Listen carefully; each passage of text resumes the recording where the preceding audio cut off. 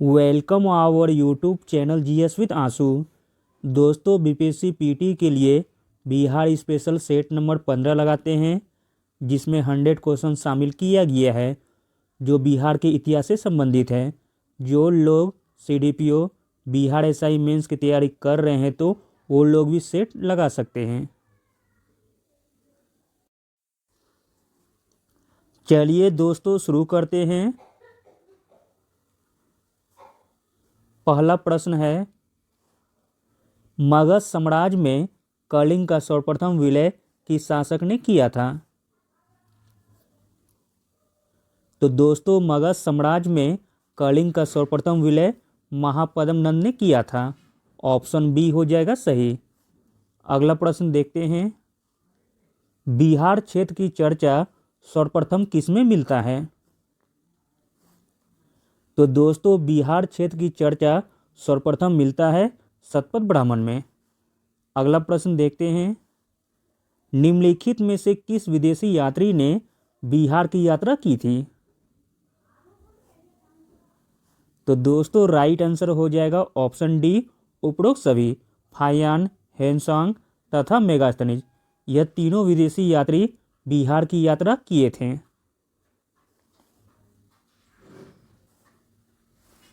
अगला प्रश्न देखते हैं दोस्तों, बिहार के किस स्थान पर भारतीय राष्ट्रीय कांग्रेस का 1922 में अधिवेशन हुआ था?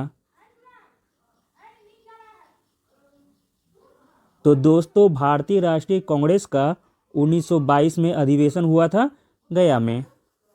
अगला प्रश्न देखते हैं, शेर शाह के मकबरे का निर्माण किसने करवाया था? तो दोस्तों, शेर शाह के मकबरे का निर्माण करवाया था शेरशाह ने। अगला प्रश्न देखते हैं, द्वितीय बौद्ध संगीति कहाँ आयोजित हुई थी? तो दोस्तों, दूसरी बौद्ध संगीति आयोजित हुई थी वैशाली में। अगला प्रश्न देखते हैं, प्रसिद्ध ऐतिहासिक स्थल चौसा बिहार के किस जिले में है? तो दोस्तों, चौसा स्थित है बक्सर जिले में।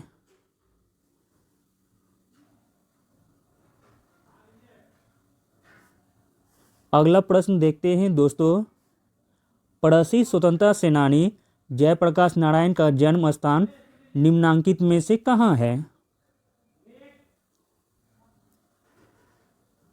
तो दोस्तों, जयप्रकाश नारायण का जन्म स्थान है सिताब दियारा में। अगला प्रश्न देखते हैं, पटना के गोलघर की स्थापना किसने की थी? तो दोस्तों, पटना के गोलघर की स्थापना की थी जॉन गास्टिन ने। ऑप्शन ए हो जाएगा सही।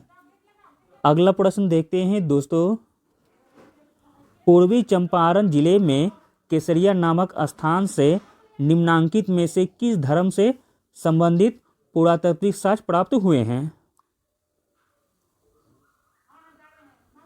तो दोस्तों, केसरिया नामक स्थान से बौद्ध धर्म से संबंधित पुरातात्विक साक्ष्य प्राप्त हुए हैं।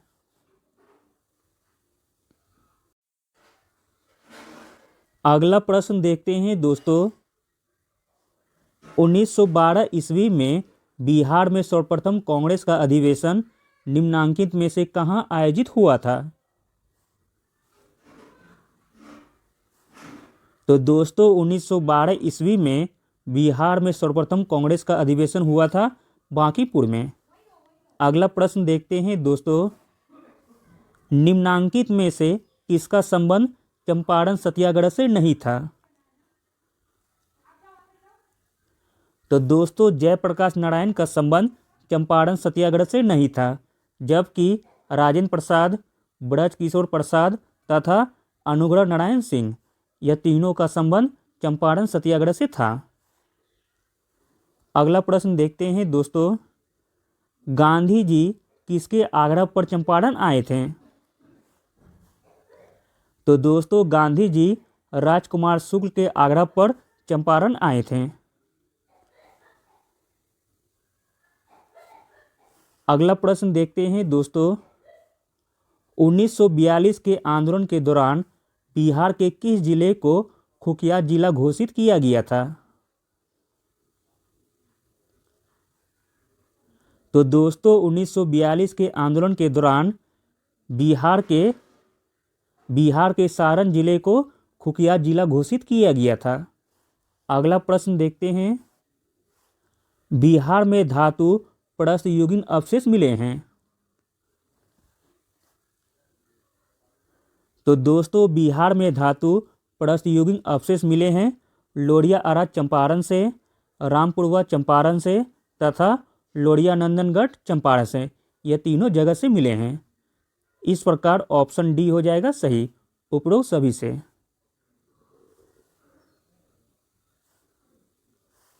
अगला प्रश्न देखते हैं दोस्तों, पाल शासकों के बारे में जानकारी मिलती है।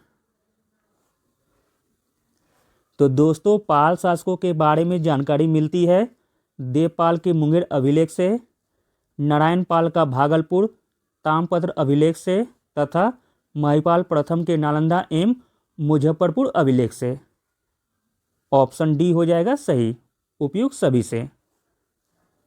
अगला प्रश्न देखते हैं दोस्तों, बिहार के लिए सर्वाधिक प्राचीन साहित्य स्रोत हैं।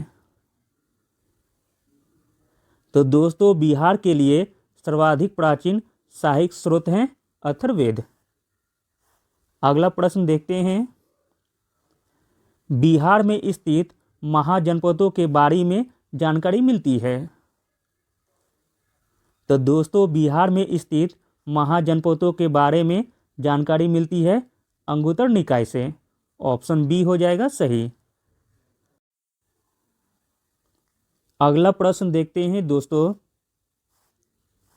बिहार में बड़े पैमाने पर उत्खनन कार्य करवाने वाला तथा कई प्राचीन स्थलों की खोज करने वाला पुरातत्ववेत्ता कौन थे? तो दोस्तों वह थे कनिंघम। अगला प्रश्न देखते हैं, नालंदा स्थित बड़ा गांव यानी कि नालंदा महाविहार का पता किसने लगाया था? तो दोस्तों नालंदा महाविहार का पता लगाया था मैकेंजी ने। अगला प्रश्न देखते हैं, पुरातत्ववेत्ता कनिंघम ने बिहार में खोज की थी। तो दोस्तों कनिंघम ने बिहार में खोज की थी केसरिया स्तूप की, लोरिया अरेराज का अशोक स्तंभ की तथा बसाठ के अवशेषों के आधार पर वैशाली के प्राचीन स्थल का। ऑप्शन डी हो जाएगा सही, उपरोक्त सभी का।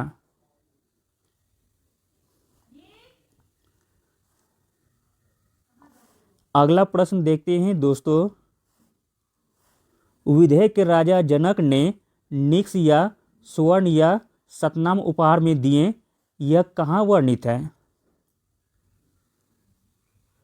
तो दोस्तों यह वर्णित है बृहदारण्यक उपनिषद में। ऑप्शन ए हो जाएगा सही। अगला प्रश्न देखते हैं, बिहार से प्राप्त मौर्य अभिलेखों की लिपि है। तो दोस्तों बिहार से प्राप्त मौर्य अभिलेखों की लिपि है ब्राह्मी लिपि। अगला प्रश्न देखते हैं दोस्तों, मुल्ला बहवानी यात्री थे। तो दोस्तों मुल्ला बहवानी यात्री थे ईरान के। अगला प्रश्न देखते हैं दोस्तों,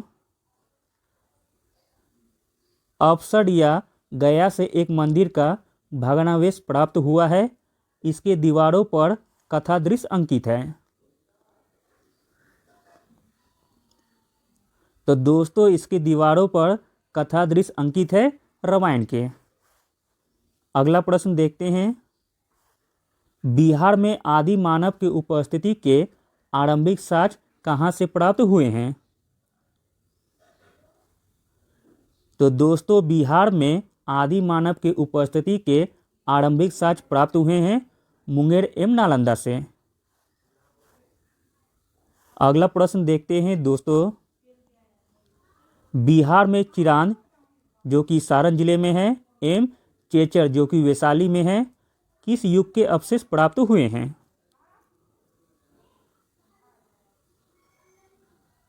तो दोस्तों बिहार में चिरांद एवं चेचर से अवशेष प्राप्त हुए हैं नवप्रस्तर युग का। ऑप्शन डी हो जाएगा सही।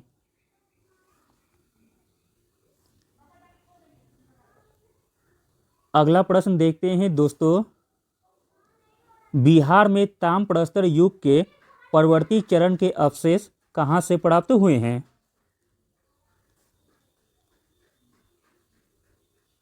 तो दोस्तों बिहार में ताम्रप्रस्तर युग के परवर्ती चरण के अवशेष प्राप्त हुए हैं चिरान सारण से, सोनपुर एवं मनेर से तथा केचर वैशाली से। ऑप्शन डी हो जाएगा सही, उपयुक्त सभी जगह से। अगला प्रश्न देखते हैं, बिहार सहित पूर्वी भारत में आर्यों का आगमन हुआ था अनुमानतः।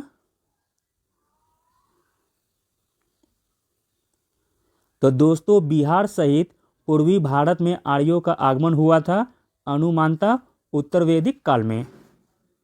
अगला प्रश्न देखते हैं दोस्तों, बिहार सहित पूर्वी भारत में आर्यों के विस्तार में सहायक था। तो दोस्तों बिहार सहित पूर्वी भारत में आर्यों के विस्तार में सहायक था लोहे का उपयोग।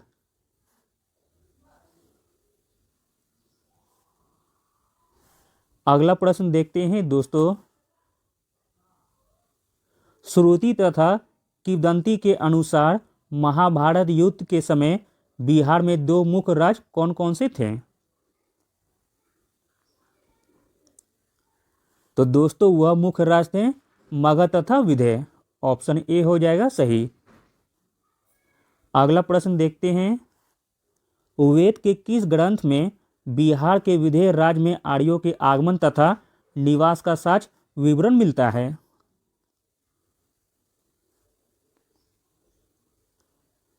तो दोस्तों वेद के शतपथ ब्राह्मण ग्रंथ में विदेह राज्य में आर्यों के आगमन तथा निवास का साक्ष्य विवरण मिलता है।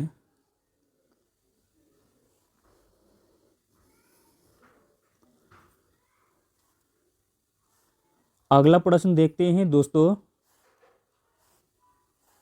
बिहार का कौन सा राज्य आरंभ में बहुत दिनों तक आर्यावर्त के बाहर था तथा अनार जाति के लोगों का आवास स्थल रहा था? तो दोस्तों वह राज्य है मगध। अगला प्रश्न देखते हैं दोस्तों, बिहार का कौन सा राज्य उत्तर वैदिक काल का एक महत्वपूर्ण राज्य था? तो दोस्तों बिहार का विदेह राज्य जो कि उत्तर वैदिक काल का एक महत्वपूर्ण राज्य था। अगला प्रश्न देखते हैं दोस्तों, 6ठी शताब्दी ईसा पूर्व में भारत में 16 महाजनपदों का उदय हुआ। इनमें कितने महाजनपद वर्तमान बिहार के क्षेत्रों में स्थित थे?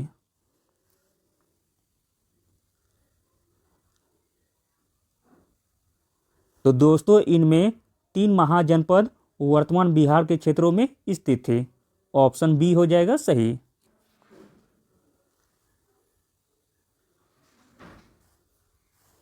अगला प्रश्न देखते हैं, निम्न में से कौन सा महाजनपद वर्तमान बिहार के क्षेत्रों में स्थित नहीं था?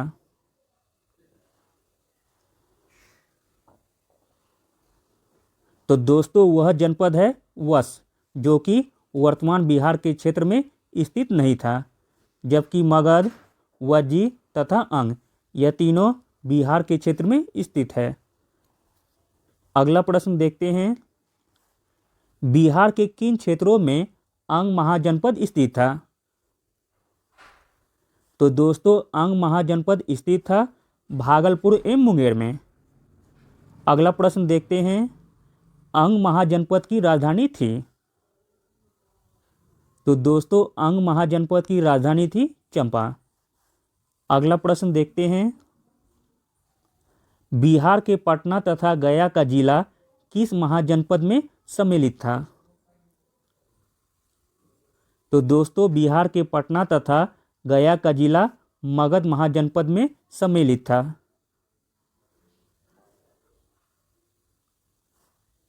अगला प्रश्न देखते हैं, मगध तथा अंग महाजनपदों को कौन सी नदी पृथक करती थी? तो दोस्तों वह नदी है चंपा नदी जो कि मगध तथा अंग महाजनपद को पृथक करती थी। अगला प्रश्न देखते हैं दोस्तों, बिहार में स्थित कौन सा महाजनपद 8 राज्यों का एक संघ था?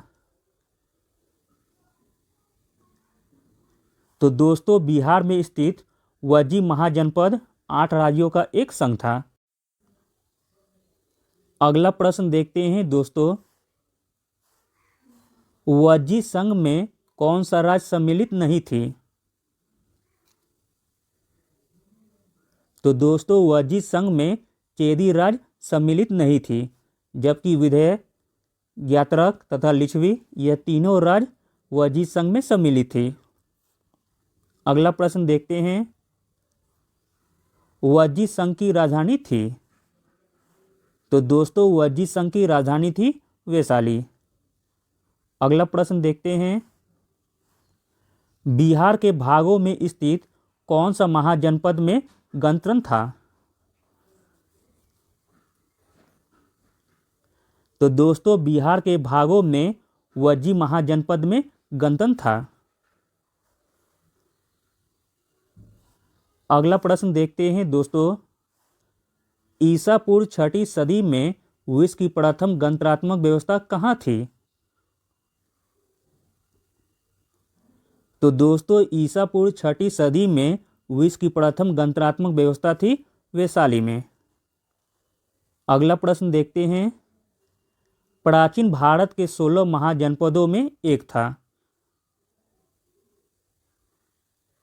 तो दोस्तों प्राचीन भारत के 16 महाजनपदों में एक था अंग।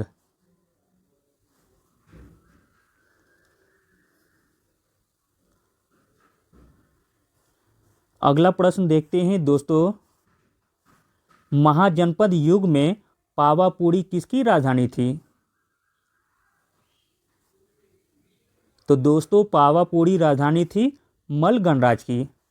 अगला प्रश्न देखते हैं, जैन धर्म के वास्तविक संस्थापक और 24वें एवं अंतिम तीर्थंकर महावीर का जन्म कहाँ हुआ था? तो दोस्तों महावीर का जन्म हुआ था कुंडग्राम वैशाली में। अगला प्रश्न देखते हैं, महावीर के जन्म स्थल कुंडग्राम बिहार के किस जिले में है? तो दोस्तों महावीर के जन्म स्थल कुंडग्राम बिहार के वैशाली जिले में है।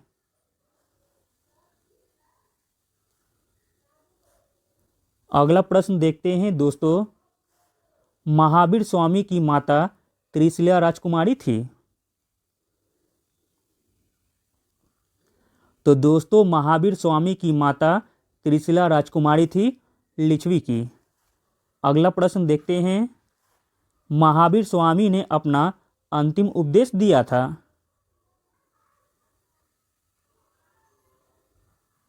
तो दोस्तों महावीर स्वामी ने अपना अंतिम उपदेश दिया था पावापुरी में। अगला प्रश्न देखते हैं दोस्तों, महावीर की मृत्यु यानी कि निर्वाण हुई थी? तो दोस्तों महावीर की मृत्यु हुई थी पावापुरी में। अगला प्रश्न देखते हैं, प्रथम जैन संगीति का आयोजन हुआ था? तो दोस्तों प्रथम जैन संगीति का आयोजन हुआ था पाटलिपुत्र में। अगला प्रश्न देखते हैं, प्रथम जैन संगीति का आयोजन किसके शासनकाल में हुआ था? तो दोस्तों प्रथम जैन संगीति का आयोजन चंद्रगुप्त मौर्य के शासनकाल में हुआ था। अगला प्रश्न देखते हैं, प्रथम जैन संगीति की अध्यक्षता किसने की थी? तो दोस्तों प्रथम जैन संगीति की अध्यक्षता की थी स्थलभद्र ने।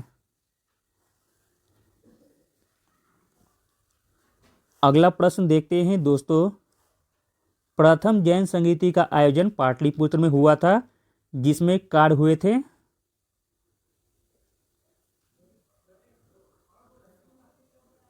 तो दोस्तों प्रथम जैन संगीति का आयोजन पाटलिपुत्र में हुआ था, जिसमें कार्य हुए थे जैन धर्म का 2 भागों यानी कि श्वेतांबर एवं दिगंबर में विभाजन हुआ था। अगला प्रश्न देखते हैं, बौद्ध धर्म के संस्थापक गौतम बुद्ध गृह त्याग के उपरांत सर्वप्रथम गए थे?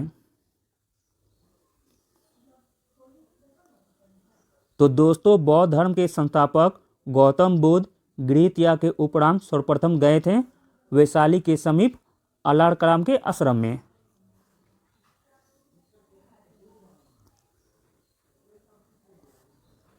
अगला प्रश्न देखते हैं दोस्तों, गौतम बुद्ध को किस स्थान पर कौंडिन्य और 5 ब्राह्मण मिले थे? तो दोस्तों गौतम बुद्ध को कौंडिन्य और 5 ब्राह्मण मिले थे उरुवेला में।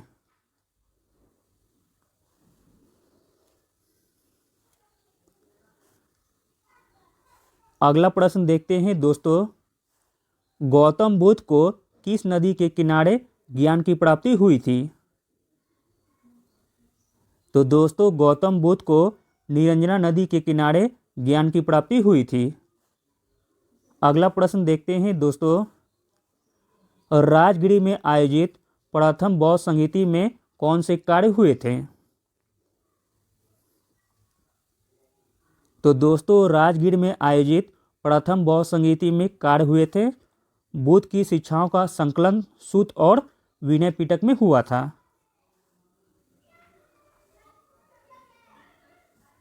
अगला प्रश्न देखते हैं दोस्तों, द्वितीय बौद्ध संगीति का आयोजन वैशाली में हुआ, इसमें किए गए कार्य क्या थे?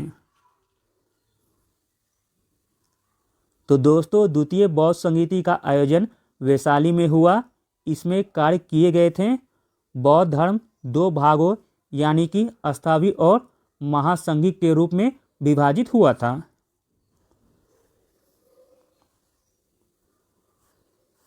अगला प्रश्न देखते हैं दोस्तों, तृतीय बौद्ध संगीति का आयोजन पाटलिपुत्र में हुआ, इनमें किए गए कार्य क्या थे? तो दोस्तों तृतीय बौद्ध संगीति का आयोजन पाटलिपुत्र में हुआ, इनमें किए गए कार्य थे कुछ कठोर नियम बनाए गए तथा अधिधम पीटक का संकलन हुआ था। ऑप्शन डी हो जाएगा सही। अगला प्रश्न देखते हैं, निम्नांकित में से किस नगर से महात्मा बुद्ध का घनिष्ठ संबंध रहा है? तो दोस्तों महात्मा बुद्ध का घनिष्ठ संबंध रहा है बौद्ध गया से, राजगीर से तथा वैशाली से। ऑप्शन डी हो जाएगा सही, उपयुक्त सभी जगह से। अगला प्रश्न देखते हैं दोस्तों, महात्मा बुद्ध ने पाटलिपुत्र के विनाश के कारणों की भविष्यवाणी की थी, उनमें सम्मिलित थी? तो दोस्तों उनमें सम्मिलित थी बाढ़, आंतरिक कलह तथा अग्नि। ऑप्शन डी हो जाएगा सही, उपयुक्त सभी। अगला प्रश्न देखते हैं दोस्तों, महाभारत तथा पुराणों के अनुसार मगध का सर्वप्रथम राजवंश कौन था? तो दोस्तों महाभारत तथा पुराणों के अनुसार मगध का सर्वप्रथम राजवंश था वृद्धत वंश। अगला प्रश्न देखते हैं दोस्तों, मगध जनपद का संस्थापक था? तो दोस्तों मगध जनपद का संस्थापक था वृद्धत तथा जरासंध। अगला प्रश्न देखते हैं दोस्तों, मगध साम्राज्य का वास्तविक संस्थापक कौन था? तो दोस्तों मगध साम्राज्य का वास्तविक संस्थापक था बिंबिसार। अगला प्रश्न देखते हैं, बिंबिसार एवं अजातशत्रु किस वंश का था? तो दोस्तों बिंबिसार एवं अजातशत्रु वंश था हर्यक वंश का। अगला प्रश्न देखते हैं, बिंबिसार ने किस राजकुमारी के साथ विवाह किया था?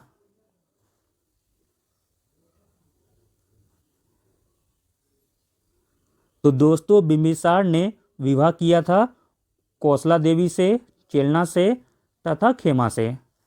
ऑप्शन डी हो जाएगा सही, उपयुक्त सभी से।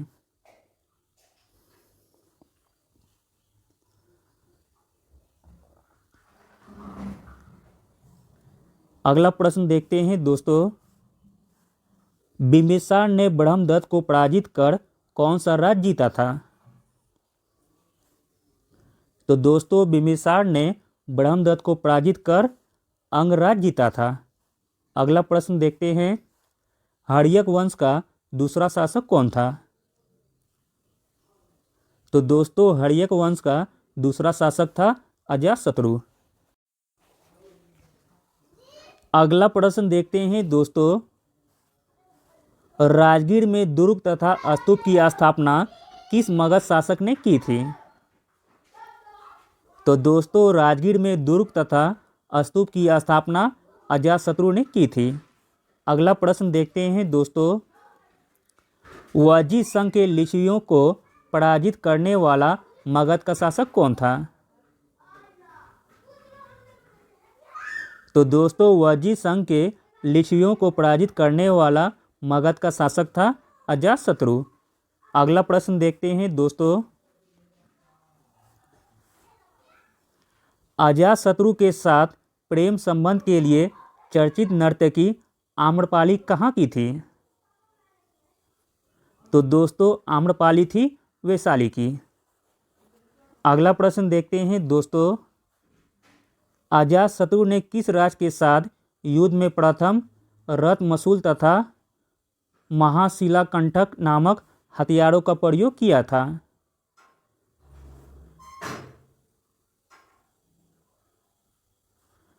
तो दोस्तों अजातशत्रु ने लिच्छवी राज्य के साथ युद्ध में प्रथम रत्नमसूल तथा महाशिलाकंठक नामक हथियारों का प्रयोग किया था। अगला प्रश्न देखते हैं दोस्तों, प्रथम मगध साम्राज्य का उत्कर्ष किस शताब्दी में हुआ था? तो दोस्तों प्रथम मगध साम्राज्य का उत्कर्ष ईसा पूर्व 6ठी शताब्दी में हुआ था। अगला प्रश्न देखते हैं दोस्तों, पाटलिपुत्र नगर की स्थापना किस शासक ने किया था? तो दोस्तों पाटलिपुत्र नगर की स्थापना उदयन ने किया था। अगला प्रश्न देखते हैं, हर्यक वंश का अंतिम शासक कौन था? तो दोस्तों हर्यक वंश का अंतिम शासक था नागदशक। अगला प्रश्न देखते हैं, हर्यक वंश के उपरांत मगध पर किस वंश की सत्ता स्थापित हुई थी? तो दोस्तों हर्यक वंश के उपरांत मगध पर शिशुनाग वंश की सत्ता स्थापित हुई थी। अगला प्रश्न देखते हैं दोस्तों, सर्वप्रथम मगध के किस शासक ने गिरि ब्रिज के अतिरिक्त वैशाली को भी अपनी राजधानी बनाया था?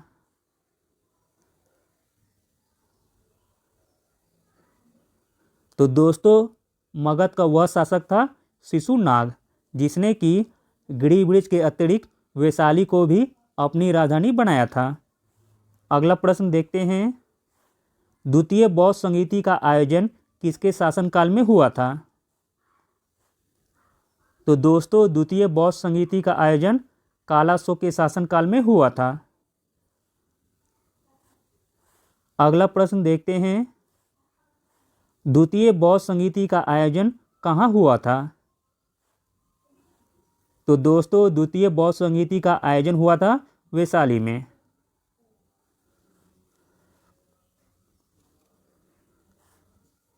अगला प्रश्न देखते हैं दोस्तों, द्वितीय बौद्ध संगीति की अध्यक्षता किसने की थी? तो दोस्तों द्वितीय बौद्ध संगीति की अध्यक्षता की थी सावाकामी ने।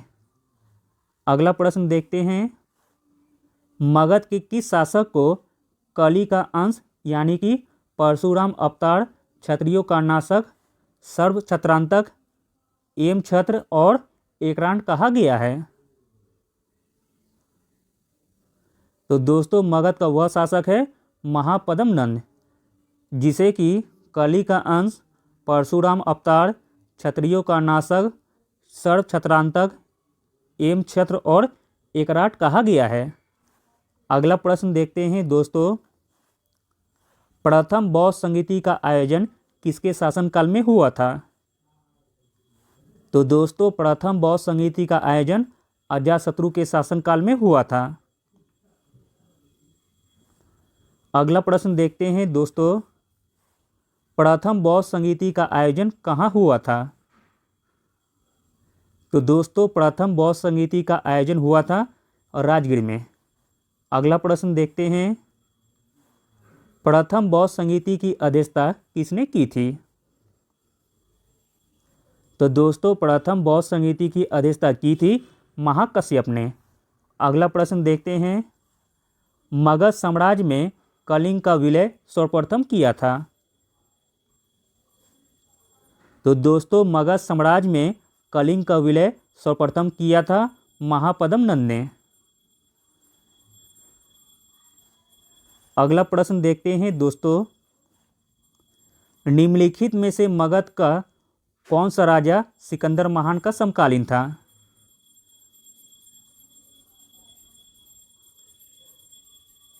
तो दोस्तों मगध का घनानंद राजा जो कि सिकंदर महान का समकालीन था।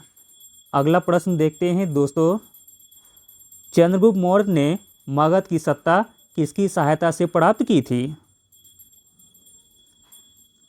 तो दोस्तों चंद्रगुप्त मौर्य ने मगध की सत्ता चाणक्य की सहायता से प्राप्त की थी। अगला प्रश्न देखते हैं, यूनानी दूत मेगास्थनीज किसके दरबार में पाटलिपुत्र आया था?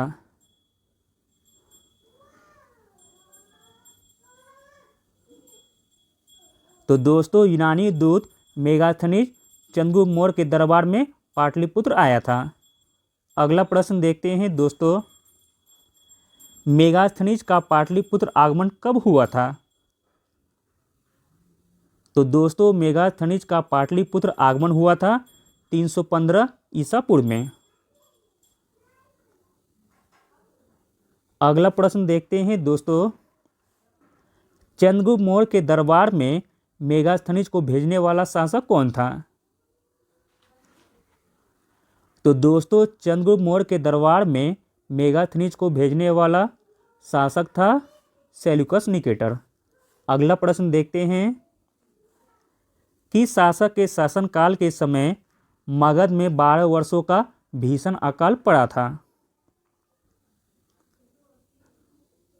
तो दोस्तों चंद्रगुप्त मौर्य के शासनकाल में मगध में 12 वर्षों का भीषण अकाल पड़ा था।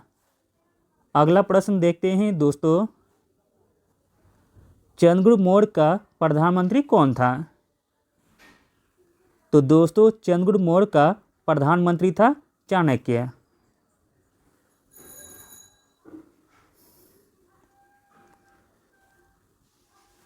अगला प्रश्न देखते हैं दोस्तों, किससे मुक्ति दिलाने के कारण चंद्रगुप्त मौर्य को भारत का मुक्तिदाता कहा जाता है?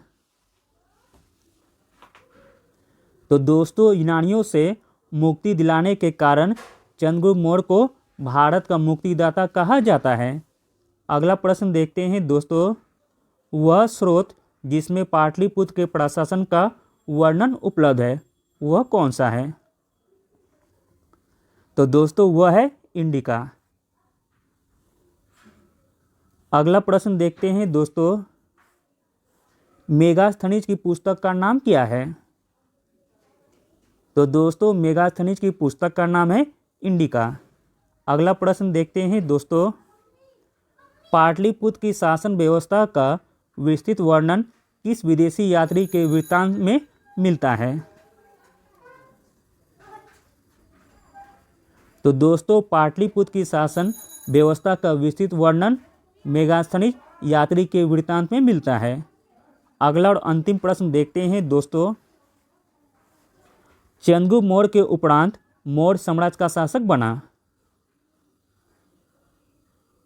तो दोस्तों चंद्रगुप्त मौर्य के उपरांत मौर्य साम्राज्य का शासक बना बिंदुसार। Thank you.